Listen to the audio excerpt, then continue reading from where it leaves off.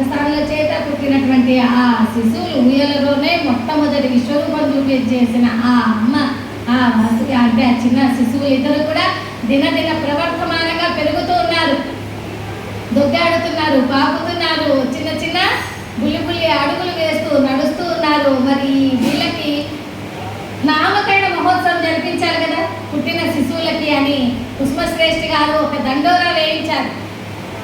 ఎప్పుడైతే దండోరా వేయించారో ప్రజలంతా కూడా తండోపతండాలుగా వచ్చేస్తున్నారు ఆ పుట్టిన శిశువులకు నామకరణ మహోత్సవాన్ని. మనం ఇప్పుడే అనుకున్నాం వైశాఖ మాసంలో అమ్మవారు జన్మించింది.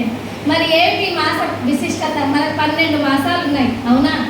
ఎందువల్ల అమ్మవారు వైశాఖ మాసంలోనే పుట్టింది అంటే వైశాఖ మాసంలో పుట్టినటువంటి వాళ్ళందరూ కూడా దైవాత్మ స్వరూపులు అవడానికి కానీ లేదా జ్ఞాన స్వరూపంతో ఉండడానికి కానీ ఉంటారండి. లేదా ఈ వైశాఖ మాసంలో పుట్టిన వాళ్ళే ఈ విధంగా ఉంటారు, లేదా జ్ఞానంతో ఉండవలసిన వాళ్ళైనా ఆ మాసంలో పుట్టారు. చూడండి, మనకి వైశాఖ మాసంలో శంకర జయంతి, హనుమత్ జయంతి, భావనా ఋషి జయంతి, అలాగే అన్నమాచార్యుల వారి జయంతి, ఇలాగ నరసింహ జయంతి, పరశురామ జయంతి, ఇన్ని జయంతులు వచ్చేస్తూ ఉంటాయి వైశాఖ మాసంలో. ఆ విధంగా అమ్మవారు కూడా వైశాఖ మాసంలోనే జన్మించింది. జై బోలో శ్రీ మాతాకి. ఆ విధంగా జన్మించిన ఆ శిశువులని నామకరణ మహోత్సవాలు చేయాలంటూ కుసుమశ్రేష్ఠి వారు మహర్షులందరినీ ఆహ్వానించారు.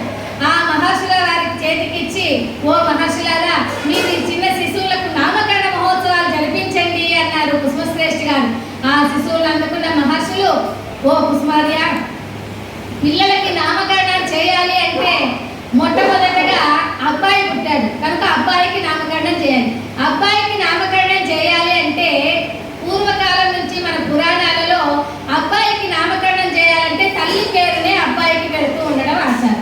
కనుక మొట్టమొదటిగా ఆ అబ్బాయికి నామకరణం చేయాలి కాబట్టి, ఓ అమ్మ కుసుమాంబ, నీ పూర్తి పేరు ఏమిటో చెప్పమ్మా, నీ పేరు వచ్చేలాగా అబ్బాయికి నామకరణం చేస్తాము అన్నారు. అప్పుడు ఆ కుసుమాంబ అంటుంది, మా తల్లిదండ్రులకు ఎన్నో సంవత్సరాలు సంతానం లేకపోయేసరికి అక్కడ రాయలసీమలో ఉన్నటువంటి హంపి క్షేత్రంలో విరూపాక్షేశ్వర స్వామికి వ్రతం చేయగా జన్మించినాను కనుక నా పేరు ఆ భగవంతుని పేరే విరూపాక్షేశ్వరి అని నామకరణం చేశారు. కనుక నా పేరు వచ్చేలాగా మా అబ్బాయికి నామకరణం చేయండి అని ఆ మహర్షుల వారితో అడుగుతోంది అమ్మవారు. ఆ కుసుమాంబ, ఓ స్వామి, ఇది వరకు ఎవరైనా ఇలాగా తల్లి పేరును కుమారులకు నామకరణం చేశారా? దయచేసి మాకు కాస్త వివరించండి అన్నారు. అప్పుడు ఓ పురాణాల్లో ఎంతో మందికి ఇలా పెట్టారమ్మా దైవత్వ సంబోధులకు. అంజనీదేవి కుమారునికి ఆంజనేయుడని, అలాగే కుంతీదేవి కుమారునికి కౌంతేయుడని, అలాగే నాగకన్య కుమారునికి నాగార్జునుడని, అలాగే మత్స్యకన్య కుమారునికి మత్స్యవల్లభుడు అని, అలాగే గంగాదేవి కుమారుడు గాంగేయుడని. గంగాదేవి అంటేనే ఆహా ఎంత సంతోషమో కదా మనకి.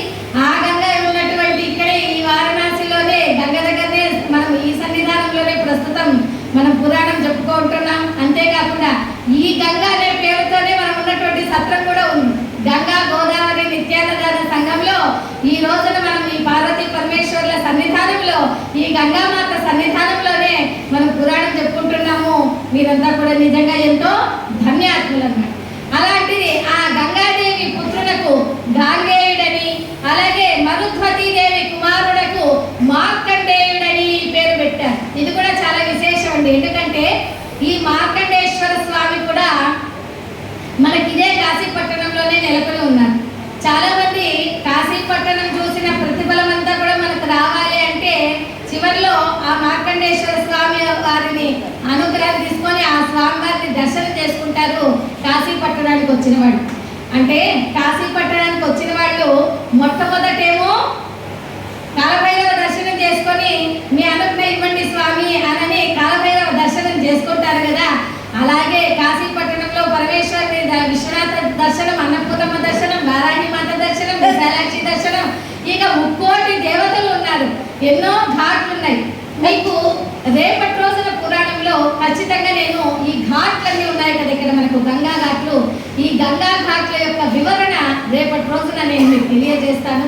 ఇలాగా ఈ గంగా ఘాట్లు ఇవన్నీ ఉన్నటువంటి ఈ కాశీపట్టణంలో ఈ చూసిన ముక్కున్నటువంటి దండం పెట్టుకున్న మన నామం జపం చేసుకున్నా మనం ఎంతో జపం చేసుకుని ఉంటాం మీ పుణ్యక్షేత్రంలో. ఈ జప ఫలితం అంతా మనకి రావాలంటే చివరిగా మార్కండేశ్వర స్వామి యొక్క దర్శనం కూడా చేసుకుంటాం. అలాగా ఆ మార్కండేశ్వర అంటే ఇప్పుడు ఇదంతా ఎందుకు చెప్పారంటే మరుత్వతీదేవి కుమారుడే మార్కండేయుడు అన్నారు. అలాగా అశ్వము గర్భాన పుట్టినటువంటి వారు అశ్వత్థామ. అమ్మ మీకు ఈ కథ తెలుసా? అశ్వత్థామ తెలియదంటే చెప్పుకుందాం, తెలుసు అంటే ముందుకెళ్ళి. ఒకసారి ఏమైందంటే మహాభారతం జరుగుతున్నప్పుడు అక్కడ యుద్ధ సమయంలో ఉన్నటువంటి కౌరవులు పాండవులంతా ఉన్నారు కదా, ఆ సమయంలో అక్కడ ద్రోణాచార్యుల వారు అని ఉన్నారు. ఆ ద్రోణాచార్యుల వారు భార్య పేరు కృపి.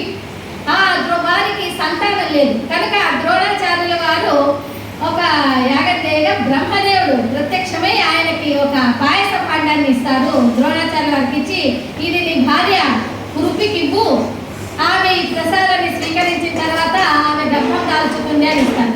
అప్పుడు ఆ ప్రసాదాన్ని తీసుకొని వెళ్తారు ద్రోణాచార్యుల వారు. తీసుకొని వెళ్ళేసరికి అక్కడ ఆమె అమ్మ కృపి పూజలో ఉంటారు. పూజ గదిలో ఉండి పూజ చేస్తూ ఉంటే సరే ఎందుకు డిస్టర్బ్ చేయాలని ద్రోణాచార్యుల వారు అక్కడ ఉన్నటువంటి ఒక కిటికీలో పెట్టి ఈ పూజ అయిన తర్వాత నువ్వు ఈ ప్రసాదం తిను అని ద్రోణాచార్యుల వారు అక్కడ పెడతారు ప్రసాదాన్ని. ఆ కిటికీకి అవతలి వైపున కౌరవుల యొక్క అశ్వశాల ఉంది. అక్కడ ఉన్నటువంటి ఒక అశ్వము ఈ ప్రసాదాన్ని ఆరగించేస్తుంది. ఈమె చూస్తుండగానే అయ్యో ప్రసాదం అనుకునే లోపలే అక్కడున్న అశ్వము ఆరగించేస్తుంది. సరే బాధపడకులే అని అంటూ ఉంటాడు ఆయన ద్రోణాచార్యుల వారు.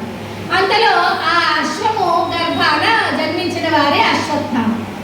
కనుక ఆ అశ్వత్థామను మనమే పెంచుకుందాంలే, నువ్వేం బాధపడద్దు అని ఆ ద్రోణాచార్యుల కృపి వాళ్ళే ఆ అశ్వము గర్భాన పుట్టినటువంటి అశ్వత్థామను పెంచుకుంటారు. ఇది అశ్వత్థామ యొక్క స్టోరీ. ఆ విధంగా అశ్వం గర్భాన పుట్టిన వారు అశ్వత్థామ. ఇలాగా ఎంతో మంది పురాణంలో ఇతిహాసాలలో మనకు దైవాత్మ సంభూతులంతా కూడా తల్లి పేరునే కుమారులకు పెట్టారమ్మా. అలాగనే నీ పేరు విరూపాక్షేశ్వరి కనుక నీ పేరు వచ్చేలాగా ఈ అబ్బాయికి విరూపాక్ష అని నామకరణం చేశారు మహర్షులు.